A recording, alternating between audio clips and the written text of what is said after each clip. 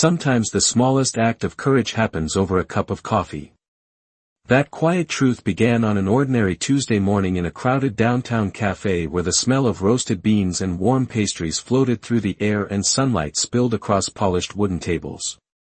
People typed on laptops, scrolled through phones, and hurried through their usual routines, never imagining that a simple moment of kindness was about to change the tone of the entire room. At a small table near the window sat Ethan Walker, a single dad with grease still faintly marking the edges of his work jacket from a long morning at the auto shop. His boots were dusty from the garage floor and his coffee had already gone half cold while he checked the time on his phone, thinking about picking up his 8-year-old daughter Lily from school later that afternoon. Life for Ethan wasn't glamorous. It was measured in early mornings, 10-hour shifts, and the quiet promise he had made to give his daughter a stable life after losing his wife 3 years earlier. Across the cafe, a sharply dressed businessman suddenly raised his voice at a woman sitting alone at a nearby table. She wore a simple coat, nothing flashy, and had been quietly reading while sipping tea. The man's tone carried across the room as he complained about the table she had taken, suggesting she didn't belong in a place like this during the morning rush. A few customers glanced up briefly before returning to their screens, the way people often do when discomfort appears in public. The woman remained calm, lifting her eyes slowly but saying nothing, her quiet composure only making the man louder. Chairs shifted slightly as nearby customers leaned back to watch, curious but unwilling to step in. Then Ethan set his cup down. The ceramic clinked softly against the table. He stood up, walked a few steps across the cafe floor, and spoke with a calm voice that carried farther than he expected. "Sir, maybe it's time to let her finish her tea in peace." The businessman turned, surprised that a man in a worn mechanic's jacket had dared interrupt him. A few people chuckled under their breath, amused by the unexpected standoff. "And you are?" the man asked with a smirk. Ethan shrugged lightly. "Just someone who thinks respect doesn't cost anything." The room went quiet for a second, that strange stillness that sometimes fills a place before anyone realizes why. The woman at the table looked up at Ethan with an expression that was part surprise and part curiosity, as if she had just witnessed something rare. Because in a city where power usually spoke the loudest, a quiet mechanic had just chosen dignity instead. For a moment the businessman looked almost amused, as if Ethan Walker had just told an unexpected joke in the middle of the morning rush. The man adjusted the cuff of his tailored suit and glanced around the cafe, clearly expecting the room to support him. A few people shifted in their seats, unsure whether to laugh or stay quiet. Ethan did not raise his voice. He simply stood there with the calm posture of someone who had spent years fixing problems instead of arguing about them. The businessman let out a short chuckle. "Mind your own business, mechanic," he said, eyeing Ethan's worn jacket and dusty boots. A couple of customers smirked, whispering quietly behind their cups of coffee. Ethan nodded slowly as if he had heard something predictable. "Fair enough," he replied. "But kindness is everybody's business." The words landed softly, yet they carried across the cafe like the gentle ring of a bell. The woman at the table watched the exchange carefully. She did not rush to defend herself and she did not appear embarrassed. Instead she studied Ethan with a thoughtful expression, as though she was seeing something that others in the room had missed. The businessman sighed dramatically and shook his head. "You do not even know who you are standing up for," he said with a dismissive smile. Ethan shrugged again, completely unbothered. "I do not need to," he answered. "People deserve respect whether you know their name or not." The espresso machine hissed behind the counter and the barista paused for a moment, pretending to clean a glass while quietly listening. Conversations around the room had faded. Even the tapping of laptop keyboards slowed as customers leaned slightly forward, sensing that something unusual was unfolding. The businessman looked at the woman again, clearly frustrated that she remained calm. "This table was reserved for a meeting," he insisted. The woman finally spoke, her voice gentle and steady. "The server told me it was available." Her tone carried no anger, only quiet certainty.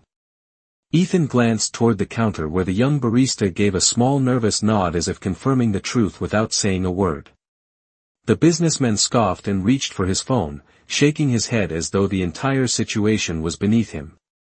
"This city is unbelievable," he muttered loudly. Ethan stepped back slightly, not looking for victory, only peace. "It is just coffee," he said. "It does not need to become a scene." For a brief moment no one spoke. Outside the cafe windows, cars rolled slowly through the morning traffic and sunlight reflected off the glass buildings across the street. Inside, the room felt different now. The tension had shifted into something quieter, almost reflective. The woman closed her book gently and looked at Ethan again, curiosity now mixed with appreciation. Most people in places like this chose comfort over courage. Yet a mechanic who had only stopped in for a simple cup of coffee had reminded the entire room that dignity still mattered. And somewhere behind her calm smile, the woman seemed to realize that this small moment might not be as ordinary as it appeared. The businessman finally stepped back with a frustrated shake of his head as if the entire moment had wasted more of his time than he was willing to give. He muttered something under his breath and walked toward the counter, pulling out his phone while pretending the conversation had never mattered in the first place. The tension in the cafe slowly dissolved like sugar in hot coffee. People returned to their laptops. Cups lifted again. Conversations quietly resumed. Ethan Walker stood there for a second longer, making sure the moment was truly finished. Then he gave the woman a small respectful nod, the kind that said the situation did not need another word. He turned back toward his table near the window where his half-finished coffee waited beside a folded receipt from the auto shop. The woman watched him walk away, clearly surprised that he did not linger or try to turn his small act of courage into a conversation. Most people who intervened in moments like that expected gratitude or recognition. Ethan simply sat down again, picked up his cup, and glanced briefly at the clock on the wall. He had about 30 minutes before he needed to head back to the garage. The morning sun warmed the cafe. Windows and the soft hum of quiet conversation filled the room again. The woman closed her book slowly and after a moment she stood and walked toward Ethan's table. Her steps were calm and measured, her expression thoughtful rather than dramatic. Ethan looked up when he noticed someone standing beside him. "Thank you," she said gently. Her voice carried the calm confidence of someone who had long learned how to stay composed in public spaces. Ethan gave a small shrug as if the moment had been nothing unusual. "It was not a big deal," he replied. "Nobody should have to drink their tea while someone is talking down to them." The woman studied him for a moment as though trying to understand something deeper than his words. "Still," she said, "most people prefer to stay quiet." Ethan smiled faintly and stirred his coffee with the small plastic spoon. "Quiet can be good," he answered. "But sometimes respect deserves a voice." The woman nodded slowly. Outside the cafe, a dark sedan rolled past the front window and disappeared into traffic. Inside, the barista placed a fresh pastry in the display case and glanced briefly toward the two of them, clearly curious but careful not to stare. Ethan leaned back slightly in his chair. "You are welcome to sit if you want," he said politely, gesturing toward the empty chair across from him. The woman accepted the invitation and sat down with a quiet grace that felt natural rather than formal. For a moment neither of them spoke. The sounds of the cafe returned to normal around them. Finally Ethan glanced toward the street again and checked the time on his phone. "I should probably get back to work soon," he said. "Engines do not fix themselves." The woman smiled softly at that. "And yet you still made time to stand up for a stranger." Ethan did not answer right away. Instead he looked out the window toward the passing traffic and spoke with the same calm honesty that had guided him earlier. "My daughter is 8 years old," he said quietly. "I try to live in a way that would make her proud." The woman listened carefully, and something in her expression shifted ever so slightly, as if that simple sentence had told her far more about Ethan Walker than he realized. The woman remained seated across from Ethan Walker for a quiet moment after he mentioned his daughter, and the faint smile on her face softened even more as though the simple truth in his voice had reached somewhere deeper than she expected. Around them the cafe continued its gentle rhythm, cups clinking against saucers, the espresso machine humming softly, and morning light stretching across the wooden floor like warm gold. Ethan picked up his coffee again and took a small sip, unaware that the woman across from him was studying him with the quiet curiosity of someone used to reading people carefully. 8 years old, she repeated thoughtfully. That is a wonderful age. Ethan nodded. Her name is Lily, he said. She is the reason I wake up early and keep going even on the long days. The woman tilted her head slightly. You work nearby? Ethan pointed vaguely toward the street outside. About 3 blocks down. Walker Auto Repair. It is not fancy, but it keeps the lights on. The woman's eyes flickered with interest. You own it? Ethan shook his head with a small laugh. I wish. I just keep the engines running and try not to spill too much oil on the floor. The honesty in his voice carried no shame, only quiet acceptance. The woman rested her hands lightly on the table. You seem proud of what you do. Ethan looked mildly surprised by the observation. Cars matter to people, he explained. If someone cannot get to work or pick up their kids from school, it becomes a long day real fast. Fixing a car might not sound like much, but sometimes it solves bigger problems. The woman nodded slowly as if that answer meant more than he realized. Outside the cafe window another dark sedan slowed briefly near the curb before continuing down the street. Ethan did not notice it, but the woman did. She glanced toward the window for a brief second, then returned her attention to the conversation as if nothing unusual had happened. You stepped in earlier without hesitation, she said calmly. Most people prefer not to get involved. Ethan leaned back slightly in his chair. I do not enjoy confrontation, he admitted. But silence can make the wrong things feel normal. The woman smiled gently at that, as though those words carried a kind of quiet wisdom she respected. You speak like someone who has learned a few lessons the hard way, she said. Ethan gave a small nod, his expression thoughtful for a moment. Life tends to do that, he answered. But if Lily learns anything from me, I hope it is this. Being kind costs nothing, and dignity is something every person deserves. The woman sat very still for a second after hearing that sentence. It was not the kind of statement she heard often in boardrooms or business meetings. It was simple, direct, and sincere. She looked toward the window again where the sunlight now reflected off a line of glass buildings down the street. Somewhere in the distance a faint siren echoed through the morning traffic, quickly fading away. When she turned back to Ethan, her eyes held a new kind of respect.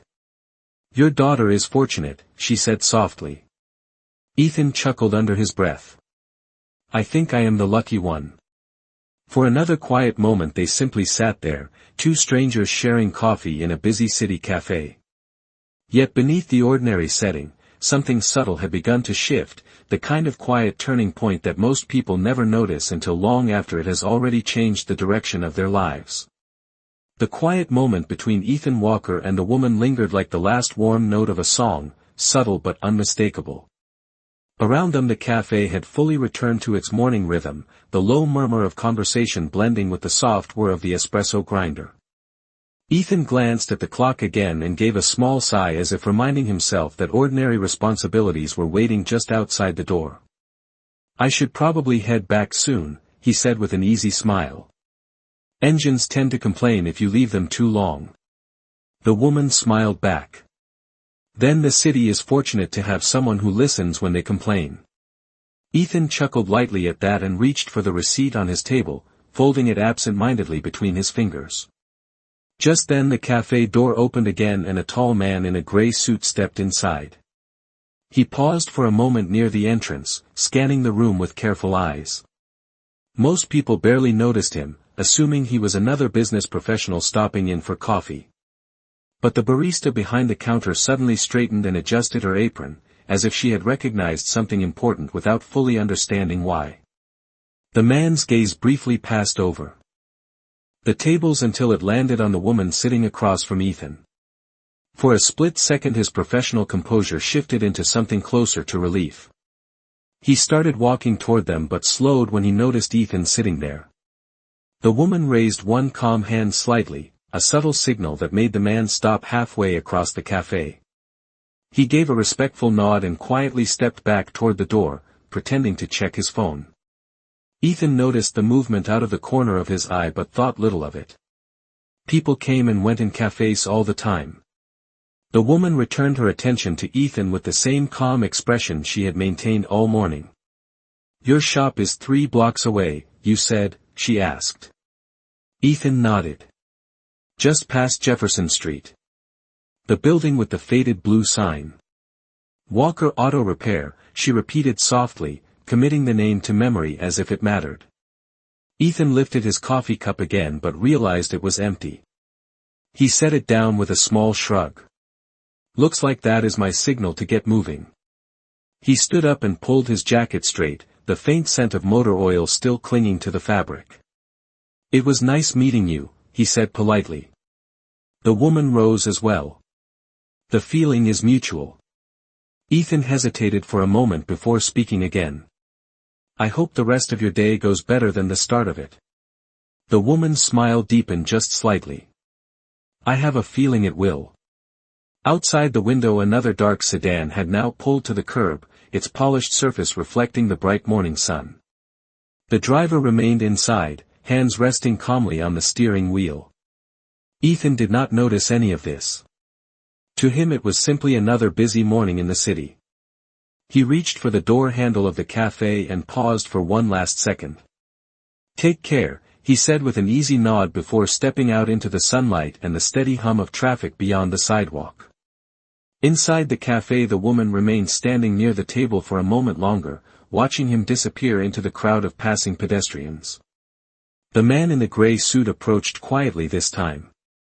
"Ms. Bennett," he said under his breath, careful not to attract attention. The woman did not immediately answer.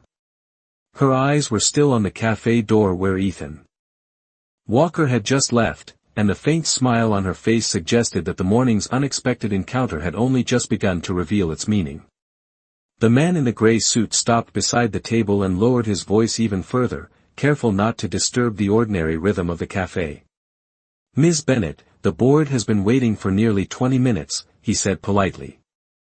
Charlotte Bennett finally shifted her gaze away from the door and toward him, her expression returning to the calm authority that had guided billion-dollar decisions for years. Yet the faint smile from moments earlier had not completely disappeared.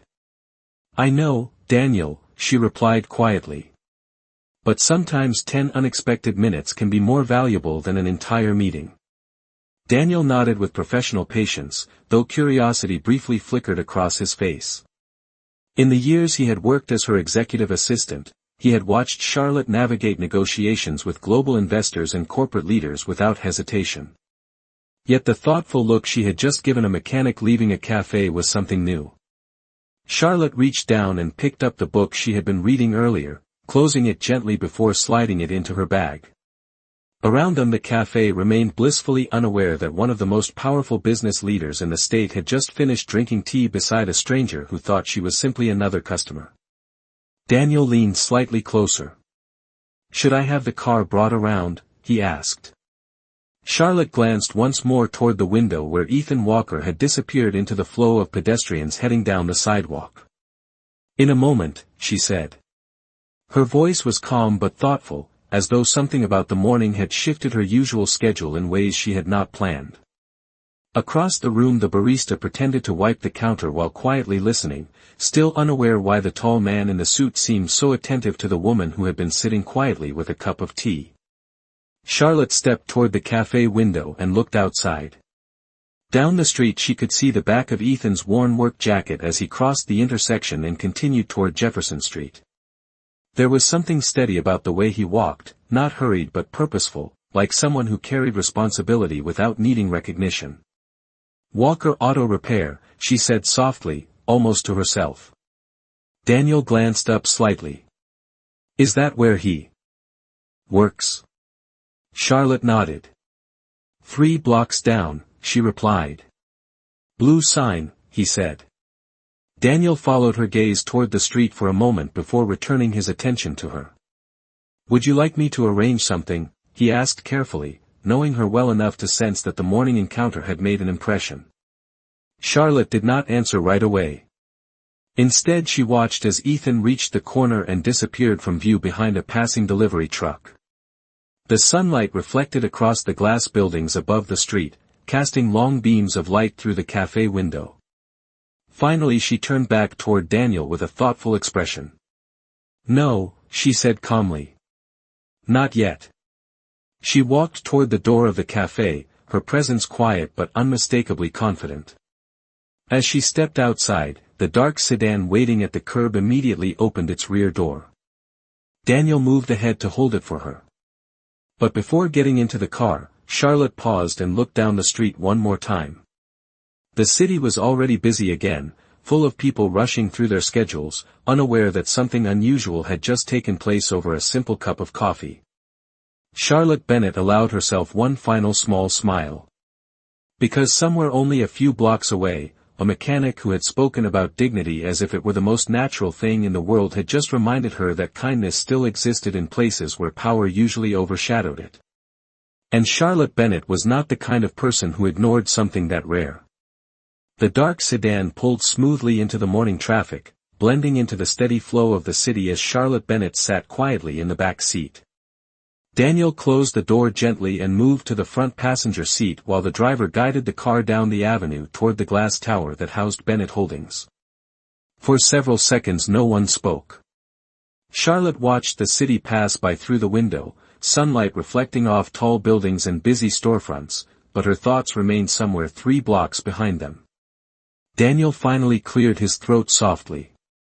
The board is expecting an update on the expansion project, he said carefully. Charlotte nodded once, though her attention was still distant. They will get it, she replied calmly. The car turned onto Jefferson Street, passing a line of small businesses and repair shops that most executives in the city never noticed. Charlotte's eyes moved across the storefronts almost absent-mindedly until something caught her attention.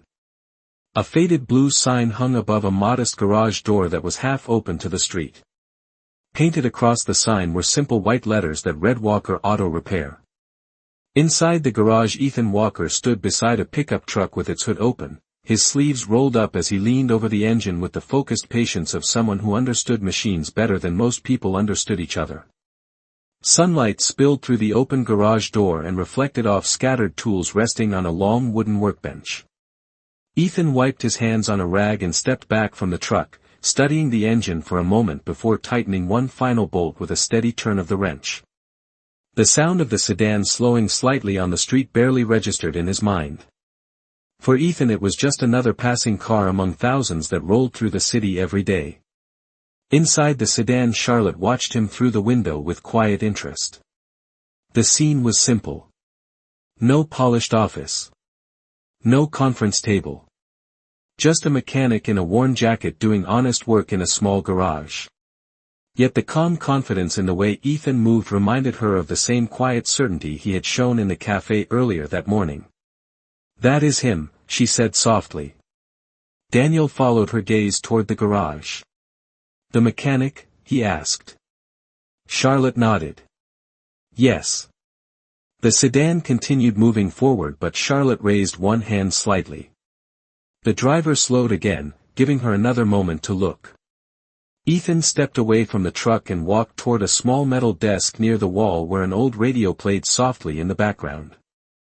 A photograph sat on the corner of the desk, a smiling little girl with bright eyes standing beside a birthday cake with 8 candles. Ethan picked up the photo for a moment and smiled faintly before setting it back down. Charlotte noticed that small detail instantly. His daughter, she said quietly. Daniel glanced back again. You intend to contact him?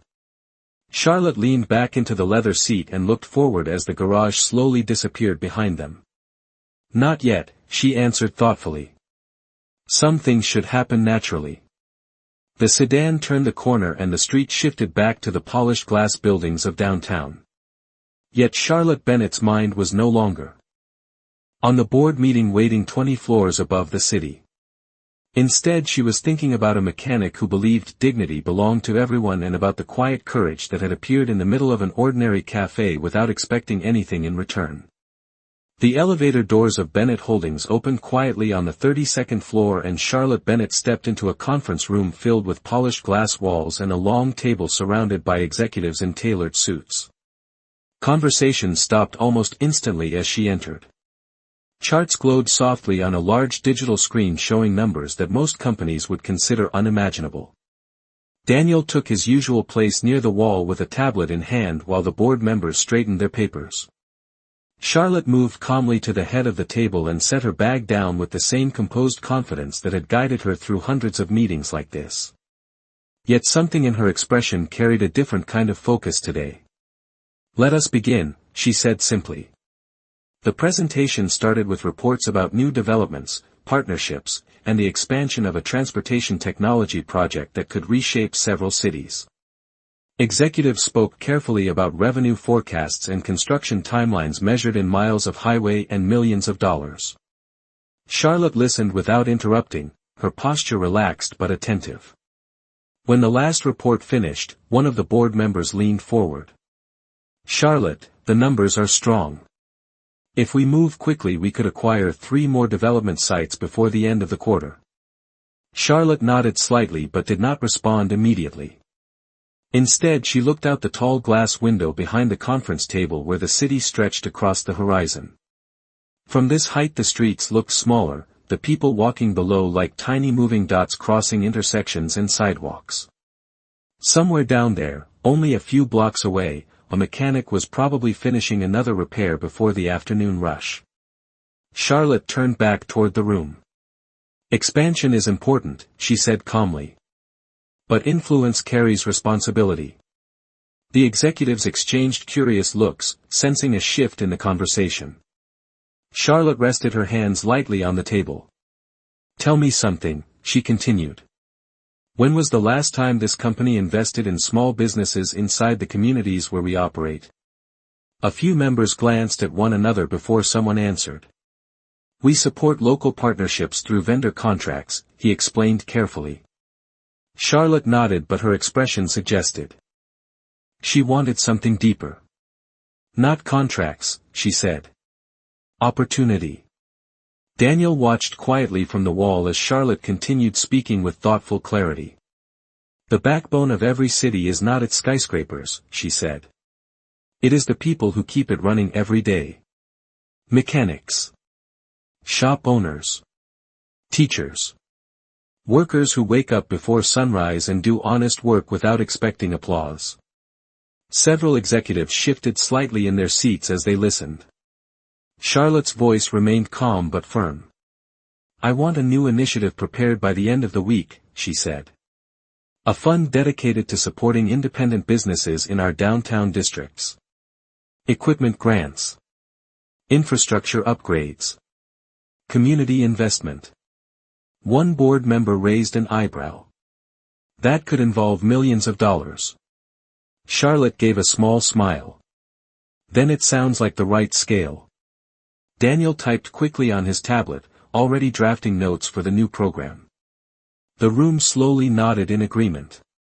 Yet as the discussion continued, Charlotte's thoughts drifted again to a small garage with a faded blue sign and a mechanic who believed that dignity belonged to everyone. Because sometimes the direction of a company worth billions could begin with something as simple as one person choosing kindness over silence in the middle of an ordinary morning. Late that afternoon the sun hung low over Jefferson Street, casting long golden lines across the pavement as Ethan Walker wiped his hands on a rag and stepped out of the garage. The steady hum of the city had softened into the slower rhythm of evening traffic, and the smell of warm asphalt mixed with the faint scent of motor oil that clung to the shop after a long day of repairs. Ethan locked the tool cabinet and glanced toward the small photograph on his desk once more before grabbing his jacket. In less than 20 minutes he needed to pick up Lily from school. Across town, high above the city streets, Charlotte Bennett stood near the tall windows of her office while the final notes from the board meeting faded into silence. The executives had left one by one, carrying folders filled with plans for the new community investment fund she had quietly set in motion. Daniel approached with his tablet, reviewing the updated schedule. "The proposal team is already drafting the program details," he said. Charlotte nodded slowly, her eyes drifting toward the skyline where the afternoon light reflected across the buildings like glass.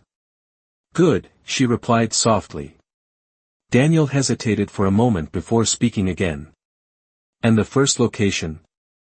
Charlotte turned from the window with the calm certainty of someone who had already made the decision hours earlier. "Jefferson Street," she said. "Walker Auto Repair." Daniel allowed himself a small smile of understanding and typed the note into his schedule. Down on the street, Ethan stepped out of the garage and closed the door behind him just as a familiar dark sedan rolled slowly to the curb nearby. Ethan barely noticed it at first, assuming it belonged to someone from the office buildings down the block. He started walking toward the corner where he usually caught the crosswalk to Lily's school. The sedan door opened quietly and Charlotte Bennett stepped out onto the sidewalk. The city noise continued around them, horns in the distance and footsteps on the pavement, yet the moment carried a quiet stillness all its own. Ethan turned when he heard the door close and recognized her almost instantly. Surprise flickered across his face before his usual calm returned. "Well," he said with a faint smile. "I guess the city is smaller than I thought." Charlotte returned the smile with the same warmth she had shown in the cafe that morning. "Sometimes the most important places are only a few blocks away," she replied. Ethan glanced briefly at the car, then back at her. "Did your day improve?" Charlotte nodded gently. "It did. In fact, it changed direction entirely." Ethan laughed lightly, unsure what she meant but sensing sincerity in her tone. Charlotte looked toward the garage behind him with the faded blue sign and the open bay door that had already seen years of honest work. "You told me earlier that fixing a car can solve bigger problems," she said thoughtfully. "I believe the same thing about opportunity." Ethan listened quietly as Charlotte continued. "My company is starting a program to support local businesses in this district. Equipment, upgrades, whatever helps them grow." Ethan blinked with surprise. "That sounds like a big plan." Charlotte met his eyes calmly. "It is. And Walker Auto Repair is the first place we would like to invest in." For a moment Ethan said nothing. The city noise carried on around him as the evening light settled across the street. Finally he shook his head in quiet disbelief. "All that because of a cup of coffee?" Charlotte smiled gently. "No," she said. "Because of dignity."